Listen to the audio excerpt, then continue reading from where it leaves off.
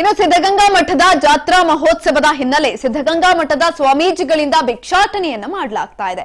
ಸಿದ್ಧಗಂಗಾ ಮಠದ ಪೀಠಾಧ್ಯಕ್ಷರಾದ ಶ್ರೀ ಸಿದ್ಧಲಿಂಗ ಸ್ವಾಮೀಜಿಗಳಿಂದ ಭಿಕ್ಷಾಟನೆಯನ್ನ ಮಾಡಲಾಗ್ತಾ ಇದೆ. ತುಮಕೂರಿನ ಬಟವಾಡಿ ಬಳಿ ಇರುವಂತಹ ಎಪಿಎಂಸಿ ಮಾರುಕಟ್ಟೆಯಲ್ಲಿ ಭಿಕ್ಷಾಟನೆಯನ್ನ ಮಾಡ್ತಿದ್ದಾರೆ. ಜಾತ್ರಾ ಮಹೋತ್ಸವದ ಸಂದರ್ಭದಲ್ಲಿ ವಾಡಿಕೆಯಂತೆ ಪ್ರತಿ ವರ್ಷವೂ ಕೂಡ ಸಿದ್ಧಗಂಗಾ ಮಠದಿಂದ ಭಿಕ್ಷಾಟನೆಯನ್ನ ಮಾಡಲಾಗುತ್ತದೆ. ಅದೇ ರೀತಿಯಾಗಿ ಈ ಬಾರಿಯೂ ಕೂಡ ಭಿಕ್ಷಾಟನೆಯನ್ನ ಮಾಡ್ತಿದ್ದಾರೆ ಸ್ವಾಮೀಜಿಗಳು. ರಾಗಿ, ಹುಣಸೆ ಹಣ್ಣು, ಕಾಳು ಮೆಣಸಿನಕಾಯಿ, ತೆಂಗಿನಕಾಯಿ ಸೇರಿದಂತೆ ದಿನಸಿ ವಸ್ತುಗಳು ಹಾಗೂ ದೇಣಿಗೆ ಪಡೆದ ಶ್ರೀಗಳು.